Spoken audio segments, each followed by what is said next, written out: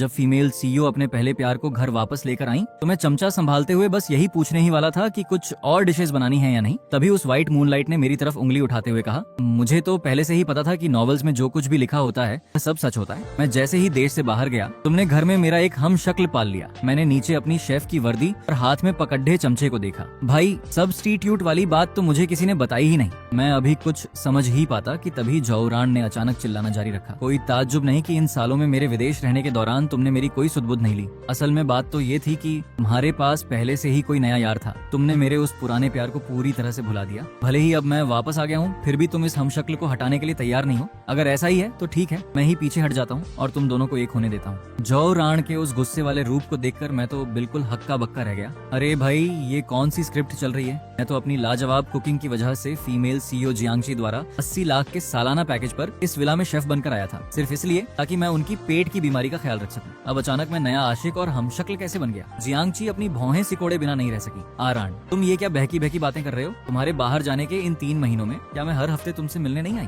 फिर मैंने कब तुम्हारी सुध नहीं ली? और सुनो, ये तो घर के शेफ शेन लो हैं। जैसा तुम फालतू बकवास सोच रहे हो वैसा कुछ नहीं है। शेफ जौरान की आंखों से एक आंसू टपक गया। इतना जवान शेफ कहीं होता है क्या? मुझे सफेद कपड़े पसंद हैं और इसने भी सफेद कपड़े पहन रखे हैं। अगर ये मेरा हमशक्ल नहीं है तो और क्या है? आज ही तुम्हें मुझसे झूठ बोलने की क्या जरूरत थी? मैंने नीचे अपनी सफेद शेफ वाली वर्दी को देखा, फिर जौरान की सफेद सिल्क की शर्ट को देखा। मेरी आंखों के कोने अजीब सी हरकत करने लगे। इन दोनों कपड़ों में इकलौती समानता बस इतनी थी कि दोनों सफेद कपड़े से बने थे। मैंने एक ठंडी सांस ली और कहा, मिस्टर जौ, मैं सच में सिर्फ एक शेफ हूँ। अगर यकीन नहीं होता तो आप खुद किचन में जाकर देख सकते हैं। चूल्हे पर अभी भी मेरे हाथ का बना हुआ चिकन सूप पक रहा है। लेकिन जौरान ने अपने कान बंद कर लिए। मैं नहीं सुनूंगा। अगर वहाँ कुछ है भी तो यकीनन तुम दोनों ने मुझे धोखा देने के लिए ये सब नाटक रचा है। जियांगची ने लाचार होकर पूछा, तो तुम ही बताओ ऐसा क्या किया जाए जिससे तुम्हें यकीन हो जाए कि शेन लुओ सिर्फ एक शेफ है? तुम इसे यहाँ से निकाल दो तब मैं मानूंगा। जौरान के चेहरे पर ऐसा भाव था जैसे उसे सब कुछ पहले से पता हो। नॉवेल्स में सब लिखा है, व्हाइट मूनलाइट और उसका हमशक्ल कभी एक साथ नहीं रह सकते, वरना किसी न किसी दिन ये हमशक्ल मेरी जगह ले लेगा। आज ही मैं तुम्हें खोना नहीं चाहता, इसलिए इसे यहाँ से जाना ही होगा। उसकी बात सुनकर जियांगची की भौहें और तन गई। उसने हिचकिचाते हुए मेरी तरफ देखा। उसकी पेट की बीमारी अभी मेरे हाथों आधे से ज्यादा ठीक हुई थी और अब वह मेरी कुकिंग के बिना रह नहीं सकती थी। लेकिन अगर वह मुझे नहीं निकालती तो जौरान इस बात को यहीं खत्म नहीं करने वाला था। कुछ पलों के बाद जियांगची ने आखिरकार एक फैसला किया। वह मेरे पास आई और धीमी आवाज में बोली, मुझे पता है कि हमारा एग्रीमेंट लाइव इन शेफ का है, लेकिन अभी के हालात को देखते हुए आपको थोड़ा कष्ट करना होगा और पास वाले बड़े अपार्टमेंट में शिफ्ट होना पड़ेगा। आने जाने का जो भी खर्चा होगा मैं उसका दोगुना दूंगी। इसके अलावा हर जाने के तौर पर आपको 3 महीने की एक्स्ट्रा सैलरी भी मिलेगी। क्या कहती है आपकी राय? ये सुनते ही मेरी आंखें चमक उठी। जियांगची का वह अपार्टमेंट विला से महज 5 मिनट की दूरी पर था। अब मुझे न केवल दोगुना कन्वेंस अलाउंस मिल रहा था बल्कि बैठे बिठाए 3 महीने की तनख्वाह भी मिल रही थी। ये तो बम्पर मुनाफा था। मैंने बिना देर किए सिर हिलाया। कोई बात नहीं जियांग, क्या मैं अभी शिफ्ट हो जाऊं? ये कहते हुए मैंने तुरंत पैकर्स एंड मूवर्स को फोन करने के लिए अपना मोबाइल निकाल लिया। जियांगची साफ तौर पर दंग रह गई। शायद उसने उम्मीद नहीं की थी कि मैं इतनी आसानी से मान जाऊंगा। उसके दिल में एक अजीब सी कशिश महसूस हुई। उसने कुछ कहना चाहा पर आखिर में बस सिर हिला दिया। ठीक है, चले जाओ। पैकर्स एंड मूवर्स की गाड़ी बहुत जल्दी आ गई। जब मैं मजदूरों को सामान उठाने का निर्देश दे रहा था तब जौरान बड़े घमंड से मेरी तरफ देखते हुए मुस्कुराया। शेन लो, भले ही तुमने मेरे विदेश रहने का फायदा उठाकर बीच में जगह बना ली हो तो क्या हुआ? आखिरकार तुम्हें दुम दबाकर जाना ही पड़ रहा है ना। आज छी के दिल में सिर्फ मेरी अहमियत है। तुम चाहे जितना उछल कूद कर लो, एक हमशक्ल हमेशा हमशक्ल ही रहेगा। तभी मेरे फोन पर बैंक का एक मैसेज आया। 7 अंकों का वह बोनस अमाउंट स्क्रीन पर चमक रहा था। जिस जौरान की वजह से मुझे यह मोटा पैसा मिला था अब वह भी मुझे बड़ा प्यारा लगने लगा था। मैंने मुस्कुराते हुए उसकी हाँ में हाँ मिलाई।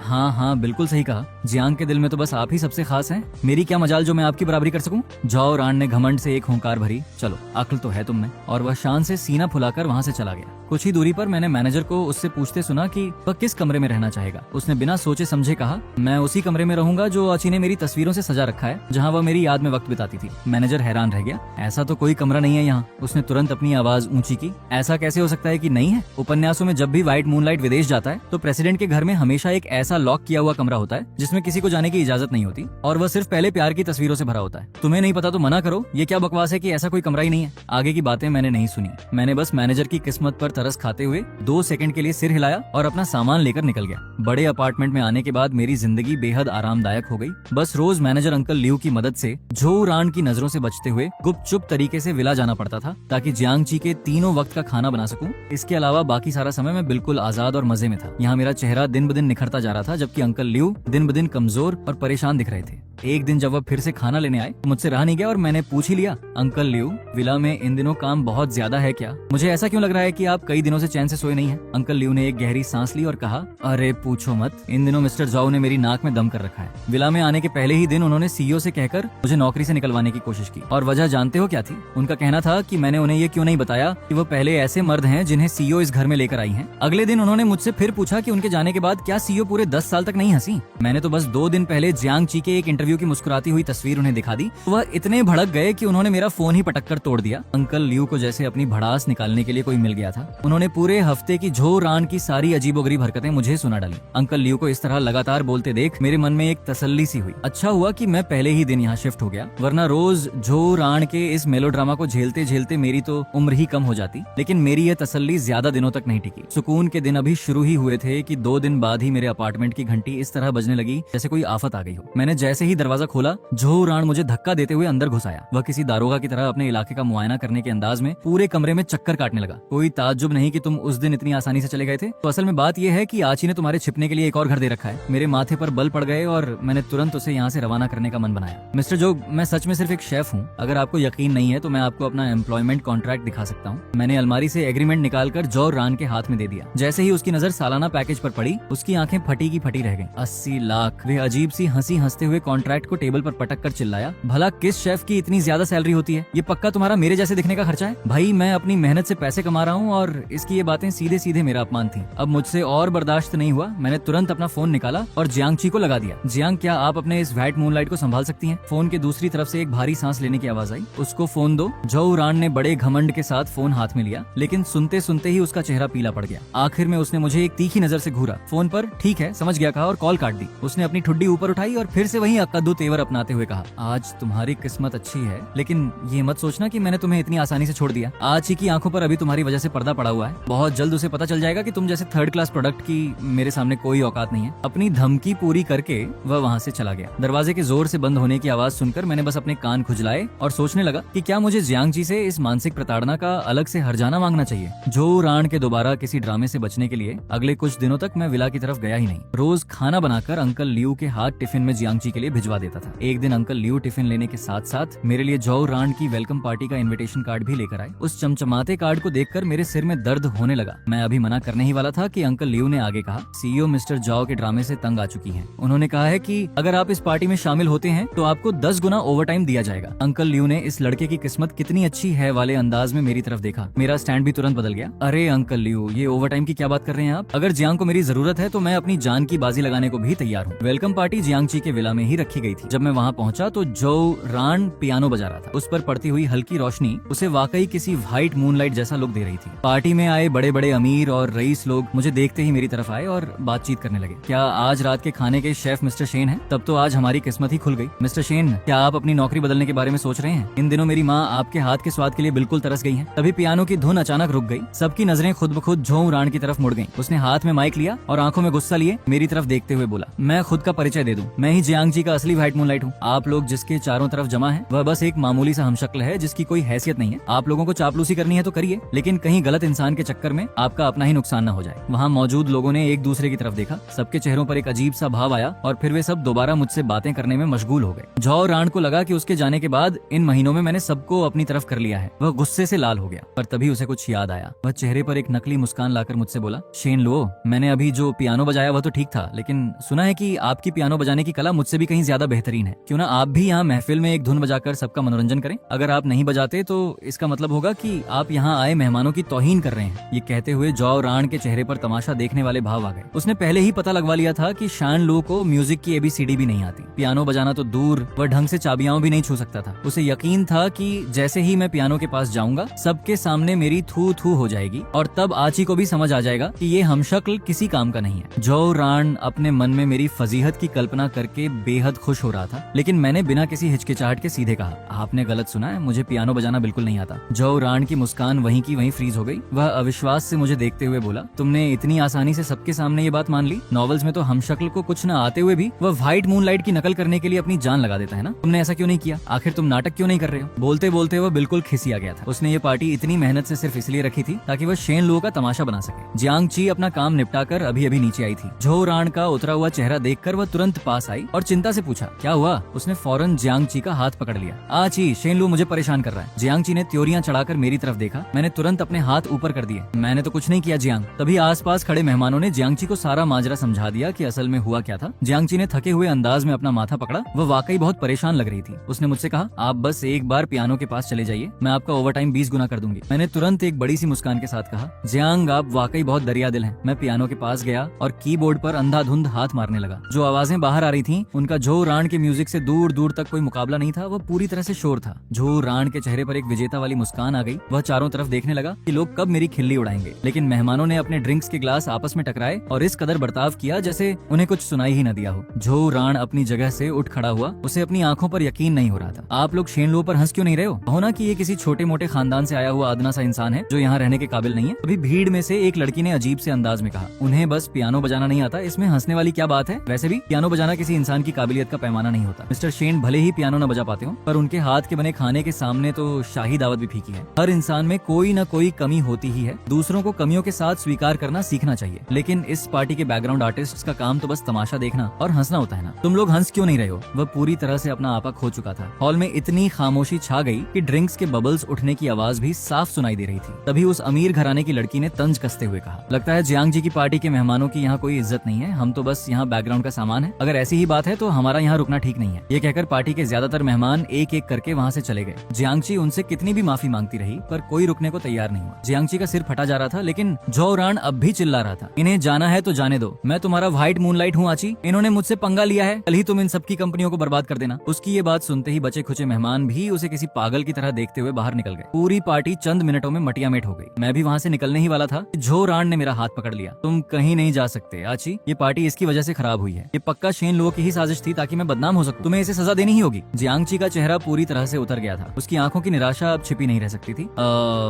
राण, क्या तुम अपना ये तमाशा बंद करोगे? तुम आखिर ऐसे कब से हो गए हो? जो राण का चेहरा एकदम सफेद पड़ गया। तुम इस हम शक्ल के लिए मुझसे इस तरह बात कर रही हो? जियांगची, तुम कह रही हो कि मैं बदल गया हूँ? असल में बदली तुम हो। ऐसा लगता है कि तुमने हमारे बीच में इसे चुन लिया है। ठीक है, तो फिर बाद में पछताना मत। यह कहकर उसने अपना कोट उठाया और विला से बाहर भाग गया। मैंने जियांगची के कंधे पर हाथ रखा। अपना ख्याल रखिएगा और हाँ, मेरा वो ओवरटाइम अकाउंट में ट्रांसफर करना मत भूलिएगा। मैं जैसे ही जाने के लिए मुड़ा, मैंने देखा कि जियांगची का चेहरा दर्द से नीला पड़ रहा था और उसने अपने पेट को जोर से दबा रखा था। उसकी पुरानी बीमारी फिर से उभर आई थी। अब मैं चाहकर भी उसे ऐसे नहीं छोड़ सकता था। मैंने उसे सोफे पर बैठाया और किचन में जाकर उसके लिए दलिया बनाने लगा। पूरी रात उसकी देखभाल करने के बाद सुबह तक उसकी तबीयत काफी संभल गई थी। मैंने एक अंगड़ाई ली और जैसे ही विला से बाहर निकलने लगा, मुझे जो रान गेट के पास चक्कर काटता हुआ दिखाई दिया। यकीनन रात को जियांगची के उसके पीछे न आने की वजह से उसकी अकड़ ढीली पड़ गई थी, लेकिन वह खुद अंदर आने की हिम्मत नहीं जुटा पा रहा था। मुझे बाहर आते देख वह चौंक गया। मैं सिर्फ एक रात के लिए बाहर क्या गया, आची ने इतनी जल्दी तुम्हें अपने पास बुला लिया? शेन लो, तुम्हारी चालें मेरी सोच से भी कहीं ज्यादा गहरी हैं, लेकिन ज्यादा खुश होने की जरूरत नहीं है। मेरे पास तुमसे निपटने के 1000 तरीके हैं। अब मेरा जो राण से बहस करने का रत्ती भर भी मन नहीं था। मुझे लगने लगा था कि इससे बात करने से मेरा अपना ही IQ लेवल कम हो जाएगा। मैं जैसे ही आगे आया, उसने हिम्मत जुटाई और विला के अंदर दौड़ गया। आची, रात भर की सोच विचार के बाद मुझे अपनी गलती का एहसास हो गया है। मुझे पता है कि शेन लो तुम्हारे लिए बहुत जरूरी है। मैं अब कभी उसे निकालने की बात नहीं करूंगा। तुम मुझे माफ कर दो ना प्लीज। जो राण को इस तरह घुटने टेकते देख जियांगची का गुस्सा शांत हो गया। तुम समझ गए, यही बहुत है। शेन लो, आप वापस विला में शिफ्ट हो जाइए। सच कहूँ तो इन 2 दिनों में मुझे आपकी बहुत कमी महसूस हुई। मुझे पता था कि जियांगची सिर्फ अपने खाने और पेट की बीमारी के संदर्भ में बात कर रही थी, लेकिन जो राण ने इसका कुछ और ही मतलब निकाल लिया। जियांगची को बिना किसी विरोध के मेरी पैरवी करते देख उसका चेहरा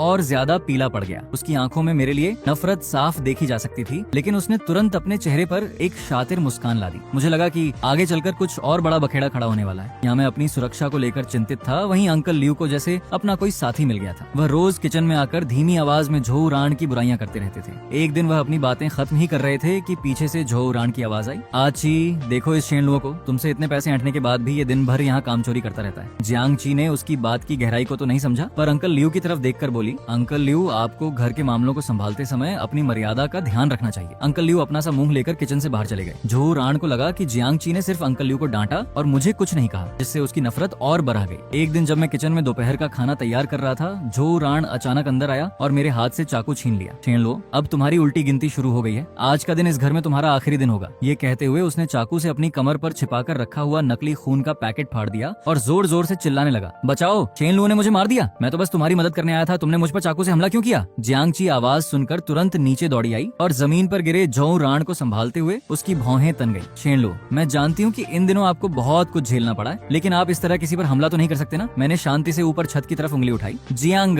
किचन में CCTV कैमरा लगा हुआ है। मुझ पर इल्जाम लगाने से पहले बेहतर होगा कि आप एक बार फुटेज चेक कर लें। झो राण ने उम्मीद नहीं की थी कि यहाँ कैमरा भी हो सकता है। उसके चेहरे पर हवाइयां उड़ने लगी। जैसे ही जियांगची फुटेज देखने के लिए बढ़ने लगी, उसने तुरंत उसका पैर पकड़ लिया और रोते हुए बोला, आची मुझे बहुत दर्द हो रहा है, पहले कैमरा छोड़ो, मुझे अस्पताल ले चलो प्लीज। जियांगची ने तुरंत अपनी गाड़ी निकलवाई और उसे अस्पताल भिजवाया। मैंने कुछ सोचा और सीसीटीवी की जिम्मेदारी अंकल लियू को सौंपकर खुद भी अस्पताल पहुंच गया। वार्ड के अंदर जैसे ही जो रान को लगा कि आसपास कोई नहीं है, उसने डॉक्टर का हाथ पकड़ा और अपनी एक गोल्ड कार्ड उसकी तरफ करते हुए फुसफुसाया, सुनो, बाहर जाकर कह देना कि चाकू लगने से मेरी किडनी फेल हो गई है और मुझे तुरंत किडनी ट्रांसप्लांट की जरूरत है, और जो लड़का बाहर खड़ा है उसकी किडनी मेरे लिए बिल्कुल परफेक्ट है, समझ गए ना। डॉक्टर ने कार्ड हाथ में लिया पर उसके चेहरे के भाव बेहद अजीब थे। जो रान को लगा कि उसका काम बन गया है। वह व्हील चेयर पर बैठकर बड़े स्टाइल से बाहर आया। जियांगची दौड़कर उसके पास आई। डॉक्टर, आरान कैसा है? क्या हालत बहुत गंभीर है? क्या मुझे बाहर से किसी बड़े डॉक्टर को बुलाना चाहिए? डॉक्टर ने कुछ कहने के लिए मुंह खोला ही था कि झो रान ने उसे बीच में ही टोकते हुए खुद ही कमजोर आवाज में कहा, डॉक्टर ने कहा है कि चाकू लगने से मेरी किडनी खराब हो गई और मुझे तुरंत नई किडनी चाहिए। मुझे लगता है कि शेन लुओ की किडनी मेरे लिए बिल्कुल सही रहेगी। उसने मुझे जख्मी किया है तो हर जाना तो उसे भुगतना ही पड़ेगा। ये कहकर उसने मेरी तरफ एक विजयी मुस्कान फेंकी, जैसे उसे पूरा यकीन हो कि जियांगची अब मेरी किडनी निकलवाकर उसे दे देगी। मैं तो मन ही मन हंस हंस कर लौटपोट हो रहा था। इस झो रान ने तो सचमुच असल जिंदगी को ही नोवेल समझ लिया था। जियांगची ने गुस्से में उसकी तरफ देखा। तुम होश में तो हो? शेन लुओ की किडनी मैच करेगी या नहीं ये तो दूर की बात है, किसी की मर्जी के बिना उसकी किडनी निकालना सीधे सीधे कानूनन जुर्म है। आरान, तुम्हारे दिमाग में ऐसे घटिया विचार आ भी कैसे सकते हैं? जो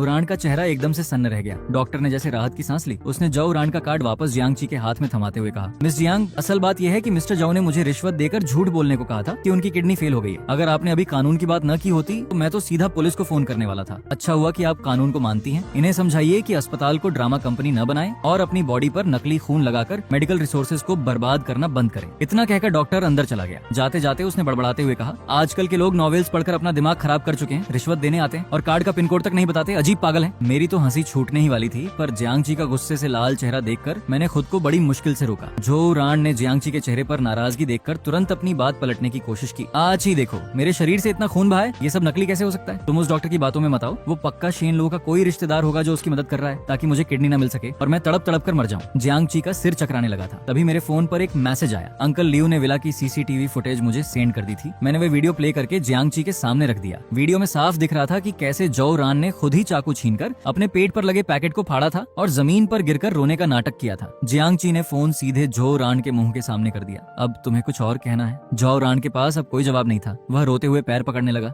आची, मुझे माफ कर दो, मैं बस तुम्हारा ध्यान अपनी तरफ खींचना चाहता था। मैं नहीं चाहता था कि तुम उस हमशक्ल के साथ वक्त बिताओ। आखिरकार मैं ही तो तुम्हारा पहला प्यार हूं ना। जियांगची ने बेहद सख्त लहजे में उससे कहा, मैं तुम्हें आखिरी बार साफ साफ बता रही हूँ, शेन लुओ मेरे घर के शेफ हैं, तुम्हारा कोई हमशक्ल नहीं। जो रान ने जिंदगी में पहली बार जियांगची का यह रूप देखा था। उसकी सारी चालाकी धरी की धरी रह गई। जियांगची मेरी तरफ मुड़ी और बेहद गंभीर आवाज में बोली, Shane low, I am so sorry, आज मेरी वजह से आपको ये सब देखना पड़ा। मैंने एक ठंडी सांस ली। शेफ की नौकरी से लेकर वेलकम पार्टी और अब इस ड्रामे तक मैं यहाँ खाना बनाने आया था, इसी डेली सोप का हिस्सा बनने नहीं। जियांग, आपकी माफी अपनी जगह है, लेकिन मैंने इस नौकरी से इस्तीफा देने का फैसला कर लिया है। जियांगची चौंक गई और तुरंत मुझे रोकने की कोशिश करने लगी। आपकी सैलरी जितनी भी है मैं उसे और बढ़ा दूंगी और झो रान के मामले को भी मैं खुद संभालूंगी। वो दोबारा आपको कभी परेशान नहीं करेगा। मैंने सिर हिलाया। ये पैसों की बात नहीं है जियांग, मैं सिर्फ एक शेफ हूँ और शांति से अपना काम करना चाहता हूँ। रोज रोज के इन ड्रामों को झेलना अब मेरे बस की बात नहीं है। मेरे निश्चय को देखकर उसने आखिरकार हार मान ली। ठीक है, मैं आपके फैसले का सम्मान करती हूँ। आपका बचा हुआ हिसाब और बोनस जल्द ही आपके अकाउंट में क्रेडिट हो जाएगा। विला वापस आकर मैंने तुरंत अपना बोरिया बिस्तर समेटना शुरू कर दिया। अंकल लियू उदास होकर मेरे पास आए। शेन लू, तुम्हारे जाने के बाद मेरा क्या होगा? मैंने उनके कंधे पर हाथ रखा। अंकल लियू, अभी तो आपके अच्छे दिन आने बाकी हैं। सोचिए, जब आगे चलकर जियांग और जो रान की शादी होगी तब असली मजा तो आपको ही आने वाला है। अंकल लियू का चेहरा यह सुनते ही काला पड़ गया। अपना सूटकेस लेकर जैसे ही मैं विला के मुख्य दरवाजे से बाहर निकलने लगा, मैंने मुड़कर ऊपर देखा। जियांगची बालकनी में खड़ी बेहद उदास नजरों से मुझे देख रही थी। मैंने मुस्कुराते हुए हाथ हिलाया, एक टैक्सी पकड़ी और सीधे अपने पुराने किराए के फ्लैट पर आ गया। विला की उस झंझट भरी जिंदगी से आजाद होकर अब मैं रोज अपनी मर्जी से सोकर उठता था और नए नए व्यंजनों पर एक्सपेरिमेंट करता था। जिंदगी सचमुच बेहद सुकून भरी हो गई थी। मुझे लगा था कि जियांगची के परिवार से मेरा किस्सा हमेशा के लिए खत्म हो गया, लेकिन 3 दिन बाद ही अचानक इंटरनेट पर एक खबर आग की तरह फैल गई। मेरे एक दोस्त ने मुझे सोशल मीडिया का एक लिंक भेजा जिसका टाइटल था, शातिर हमशक्ल को अमीर घराने से धक्के मारकर निकाला गया, जाते जाते कीमती सामान भी चुरा ले गया। मैंने जैसे ही लिंक खोला, उसमें मेरी सामान पैक करने की वही वीडियो थी जो झो रान ने चुपके से रिकॉर्ड की थी। वीडियो में जानबूझकर अलमारी में रखी महंगी वॉचेस और लग्जरी सामानों को फोकस किया गया था और नीचे कैप्शन में लिखा था, मेरे कुछ महीनों के लिए बाहर जाते ही एक मामूली शेफ ने मेरी जगह ले ली और आज ही के पैसों पर ऐश करने लगा। अब जब सच सामने आ गया तो वो सारा सामान लेकर 9-2-11 हो गया। कमेंट सेक्शन में लोग मुझे गालियां दे रहे थे और जो रान के प्रति हमदर्दी जता रहे थे। भाई, ये वॉचेस और सारा सामान मैंने अपनी खुद की कमाई से खरीदा था। मैं अभी जवाब देने की सोच ही रहा था कि तभी मेरे फोन पर अनजान नंबर से एक मैसेज आया, शेन लो, इंटरनेट का हाल तो देख ही लिया होगा। अगर अपनी भलाई चाहते हो तो आची का दिया हुआ सारा सामान चुपचाप वापस कर दो, वरना मैं तुम्हें पूरी तरह से बर्बाद कर दूंगा। उसकी इस बचकानी धमकी पर मुझे हंसी आ गई। तभी जियांग जी का फोन आ गया। शेन लो, मैंने इंटरनेट पर वो सब देखा। आई एम रियली सॉरी, ये सब फिर से जो रान की वजह से हुआ है। मैं अपनी पीआर टीम से कहकर अभी सब ठीक करवा देती हूँ और उन लोगों पर केस भी करूंगी। मैंने तुरंत मना कर दिया, इसकी कोई जरूरत नहीं है जियांग। अगर आप बीच में आई तो लोगों को लगेगा कि मैं वाकई आपका कोई हमशक्ल हूँ। मेरे पास इस स्थिति से निपटने का अपना तरीका है। फोन काटने के बाद मैंने अपना लैपटॉप खोला और जियांग जी के साथ हुआ अपना ऑफिशियल शेफ का एग्रीमेंट, जिसमें मेरी सैलरी साफ साफ लिखी थी, उसकी कॉपी इंटरनेट पर अपलोड कर दी। इसके साथ ही मैंने उन सभी लग्जरी सामानों के बिल और बैंक ट्रांजैक्शन की रसीदें भी पोस्ट कर दी जो मैंने अपनी सैलरी से खरीदी थी। नीचे मैंने बस एक लाइन लिखी, मैं शेन लुओ मिस जियांग का पर्सनल शेफ हूँ, जिसका सालाना पैकेज 80 लाख है। मेरा किसी हमशक्ल वाले ड्रामे से कोई लेना देना नहीं है और सारा सामान मेरी खुद की कमाई का है। कृपया अफवाहें फैलाने वाले अपनी मर्यादा में रहें। मेरी इस पोस्ट के आते ही इंटरनेट पर भूचाल आ गया। जो लोग पहले मुझे कोस रहे थे वे अब झो रान की क्लास लगाने लगे। भाई 80 लाख का शेफ, ये तो गजब की कुकिंग करता होगा। झो रान नाम का ये लड़का तो पूरा का पूरा फ्रॉड निकला, खुद ही कहानियां बना रहा था। इतना ही नहीं, वेलकम पार्टी में आए उन बड़े बिजनेसमैन और उस अमीर घराने की लड़की ने भी मेरी पोस्ट को रीशेयर करते हुए लिखा, मिस्टर शेन की कुकिंग का मुकाबला कोई नहीं कर सकता। हमारी खुद की फैमिली उन्हें अपने यहाँ शेफ रखने के लिए लाइन में खड़ी है। 80 लाख तो उनके हुनर के सामने कुछ भी नहीं है। इन बड़े लोगों के सपोर्ट में आते ही झो रान का झूठ पूरी तरह से बेनकाब हो गया। लोग उसे सोशल मीडिया पर बुरी तरह से ट्रोल करने लगे। इस पूरे ड्रामे से न केवल मेरी बदनामी रुकी, बल्कि बैठे बिठाए मेरे हुनर की चारों तरफ पब्लिसिटी भी हो गई। अभी मेरे फोन पर एक और गुमनाम मैसेज आया जिसमें कुछ तस्वीरें और एक ऑडियो क्लिप थी। तस्वीरें झो रान की विदेश के एक अस्पताल की थी, जहां वह किसी लड़की के अबॉर्शन के कागजात पर साइन कर रहा था, और ऑडियो में वह अपने दोस्त से कह रहा था, अरे भाई मैं कोई विदेश में छुट्टियां मनाने नहीं आया था, वो तो एक लड़की प्रेग्नेंट हो गई थी, तो मामला रफा दफा करने के लिए मुझे उसके साथ यहाँ आना पड़ा। जियांग जी तो महामूर्ख है, उसे लगता है कि मैं हर हफ्ते उसकी याद में तड़पता था। मेरे हाथ में झो रान का सबसे बड़ा कच्चा चिट्ठा आ गया था। मैंने बिना कोई रहम खाए उन सारे सबूतों को सोशल मीडिया पर वायरल कर दिया। खबर वायरल होते ही झो रान का असली चेहरा दुनिया के सामने आ गया। जियांग जी ने भी तुरंत प्रेस कॉन्फ्रेंस बुलाकर झो रान से अपने सारे रिश्ते हमेशा के लिए खत्म करने का ऐलान कर दिया। झो रान का पूरा करियर और साख पूरी तरह से मिट्टी में मिल गए। कुछ हफ्तों बाद जब सब कुछ शांत हो गया तो जियांग जी ने मुझे फिर से फोन किया। शेन लो, झो रान के मामले में जो कुछ भी हुआ उसके लिए मैं वाकई शर्मिंदा हूँ। मैंने सुना है कि आप अपना खुद का एक कस्टमाइज्ड रेस्टोरेंट खोलने की सोच रहे हैं। अगर आप चाहें तो मैं उसमें पूरा का पूरा इन्वेस्टमेंट करने के लिए तैयार हूँ और